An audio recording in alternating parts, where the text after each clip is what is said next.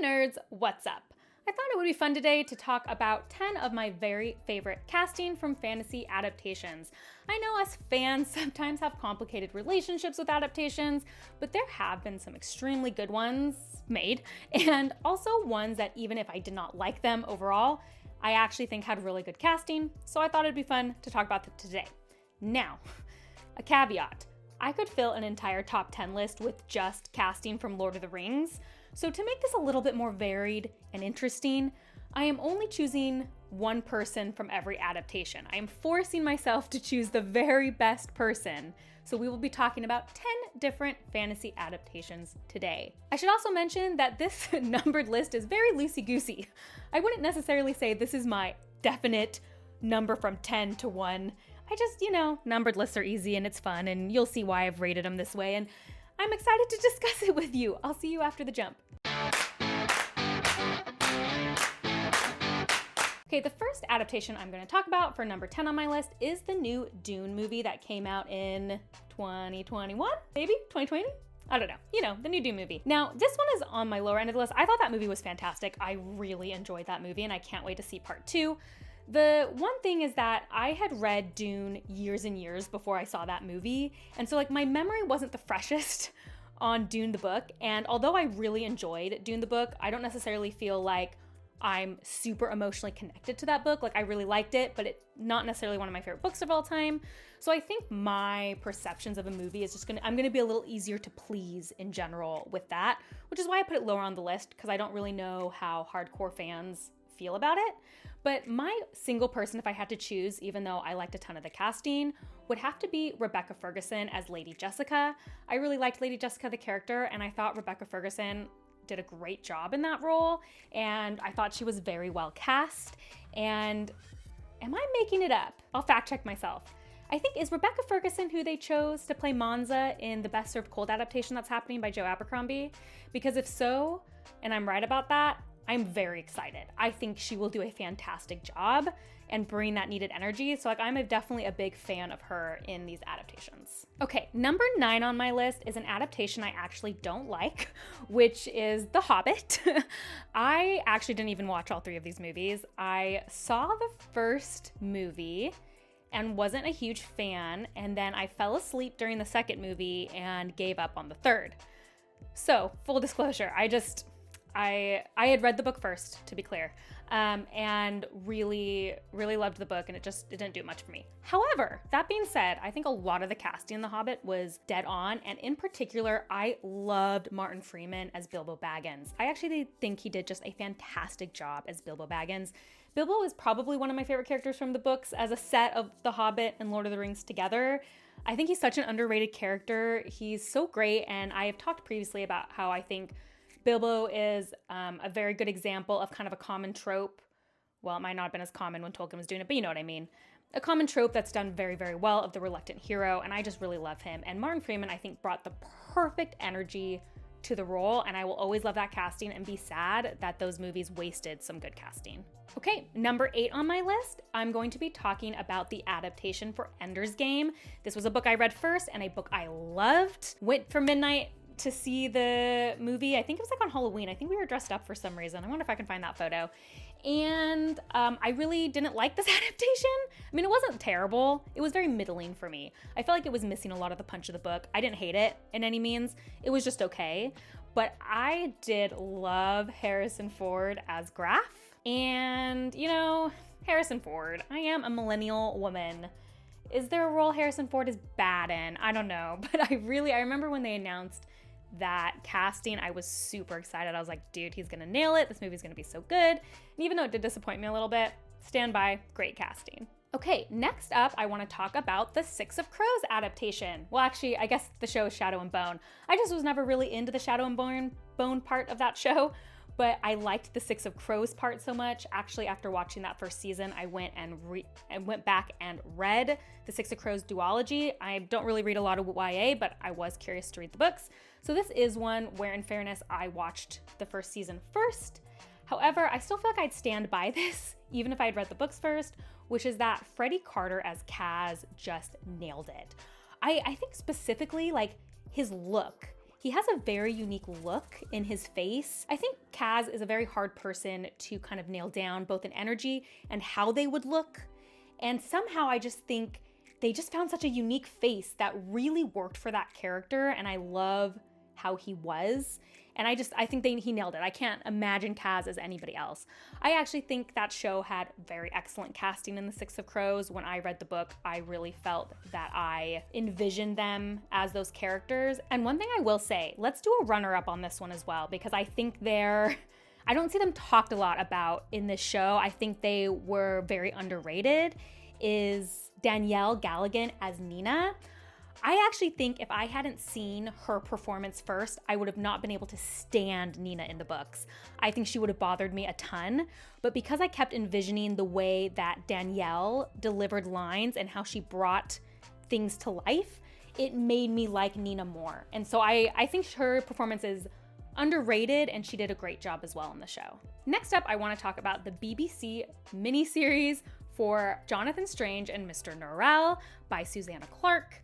Now, this one's kind of interesting because I actually watched an episode of this show, realized it was based on a book, went and read the book, and then went back. And so I don't know if that colors this or not. I thought I would just mention it. However, I do think this miniseries did a fantastic job adapting the book. I think it was very well done. And I particularly want to call out the performance of Eddie Morrison as Mr. Norrell. I just think he did such a good job. I think Mr. Norrell, again, is another kind of tricky character to make you feel sympathy for sometimes because he's kind of obnoxious. And I think that the actor really was able to kind of blend the line of being annoyed by him, but also understanding where he was coming from. I just thought he did a very standout job.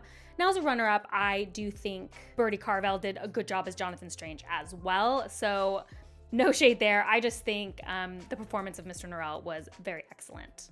Okay, next up, we're gonna talk about The Hunger Games. What's interesting about The Hunger Games is, so I read The Hunger Games several times before the movies came out. I was a big fan of The Hunger Games. I loved the adaptations for the most part. I think they're really good movies. I still think they're super good movies. I'm always surprised because I feel like a lot in the fandom I hear that people didn't like the movies, and that always surprises me. I really liked them, and I was a big fan before I saw the movies, so that isn't coloring it. But yeah, and I actually think the casting for the most part in these movies are fantastic. If I had to choose one though, I'm gonna do it. I'm choosing Elizabeth Banks as Effie Trinket. I think her portrayal brought Effie Trinket to life, really did such a good job of portraying the character arc from really vapid to something else. I realize I should probably avoid spoilers in those movies, and she just was able to nail all the sides of that role and also bring a likability to Effie that is present in the novels, but is very hard, I think, to portray when you're not hearing inner thoughts of other characters. And so I really think that Elizabeth Banks did a fantastic job. Now, if I chose a runner-up for The Hunger Games, I would be choosing Jennifer Lawrence as Katniss Everdeen.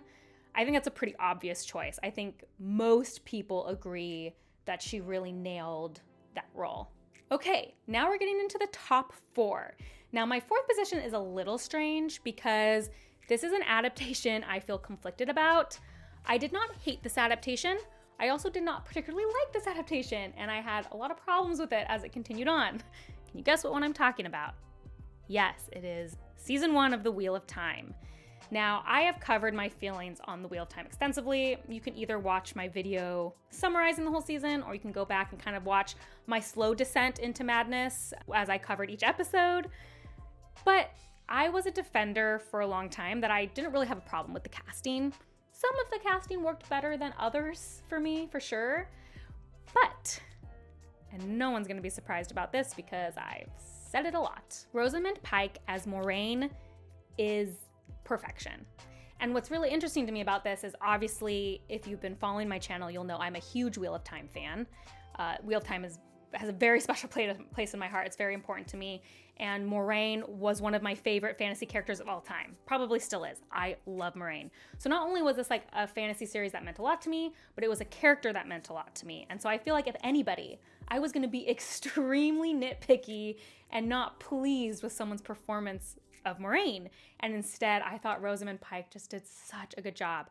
Now, did I always agree with what the script had Moraine do? No. But did I think Rosamund Pike killed it?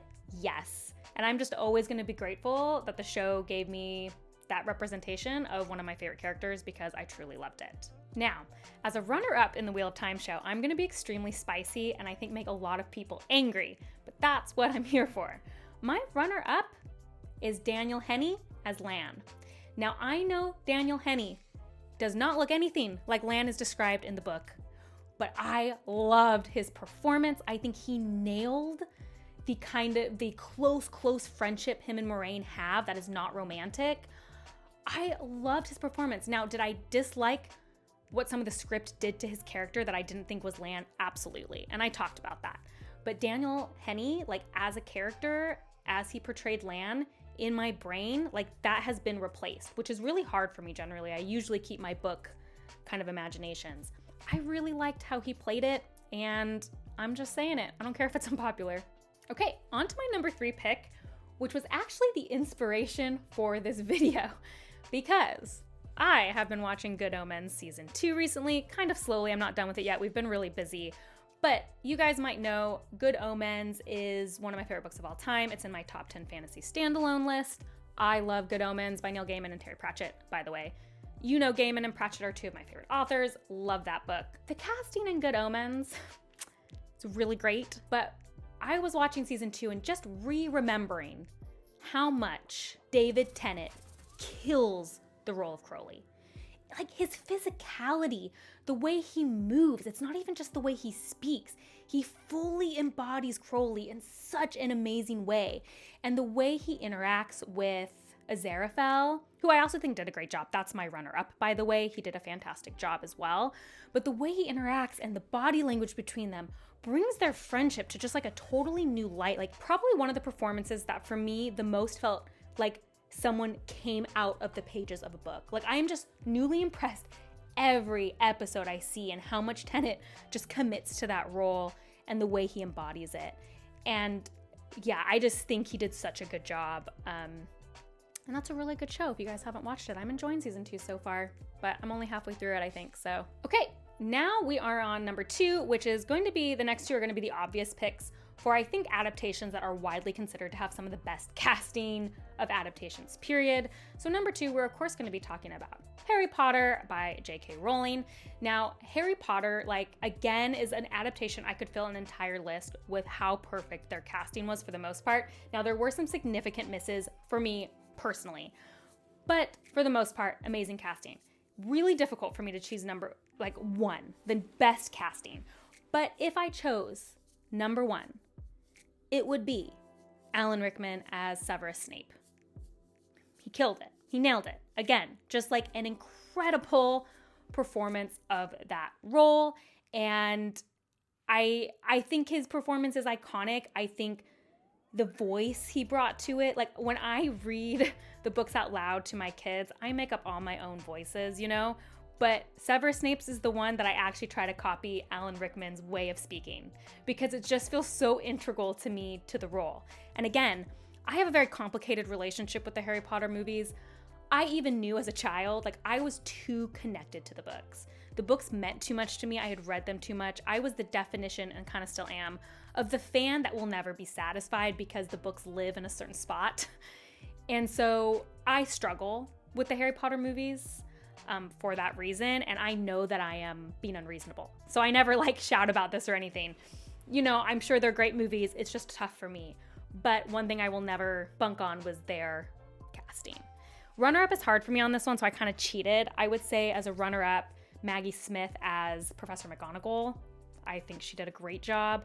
And I've mentioned this in like really old videos, so if you've been here for a while, but I think the Oliver twins, no, Phelps. Oliver's one of their names. The Phelps twins as Fred and George Weasley, I always find them very fascinating to me because they are really not how they should look in the books at all. But I think they embodied Fred and George so much that they will always be a favorite casting of mine. Okay, and finally, like absolutely nobody's surprise, Lord of the Rings clearly comes in at number 1.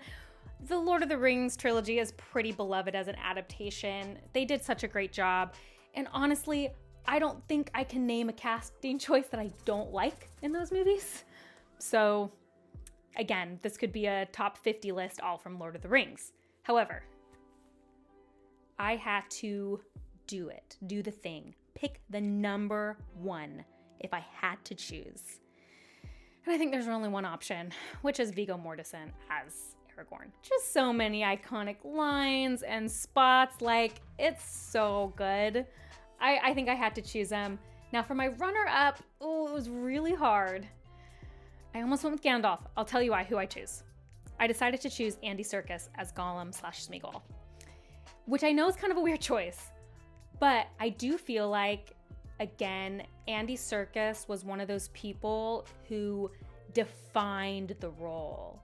Like, I don't know, I'm sure there's a lot of people who envision something else as Aragorn, or something else as whoever, Frodo, Sam, but can you imagine or read Lord of the Rings again and not have Andy Serkis's voice in your head? Like, I think it's just become so iconic. And I mean, when I read the books, like, that's the voice I hear. I can't separate it. Whereas again, like, I don't usually have a very big inner voice. So yeah, Andy Serkis has to be my runner-up. Okay, I would love to hear some of your favorite castings and adaptations, especially if you would choose a different number one in any of the adaptations I listed. Now, there are maybe a few adaptations you're surprised are not on the list. One, Game of Thrones. If you're new here, I have not watched the Game of Thrones show, so I cannot make any sort of statement on the casting, but I'm guessing a lot of you will have a favorite from there. The Princess Bride. I love the Princess Bride movie and book. I just feel like it's not really talked about in fantasy adaptations as much, so I left it off this list. The Witcher. I read the Witcher books, only saw one episode of The Witcher, and it was too violent for me because I'm a baby. So I also feel like I can't comment on that one. Other ones might just be because I disliked the adaptation and also disliked every casting in it. So we can discover those if you mention them in the comments. Either way, if you like these kind of videos, please like and subscribe. That is the best way to support me, and I'd love to hear your thoughts in the comments. And if you want to see what I'm currently reading as well as other nerdy rants, you can check me out on Instagram at bookborn.reviews. I'll see you next time. Bye.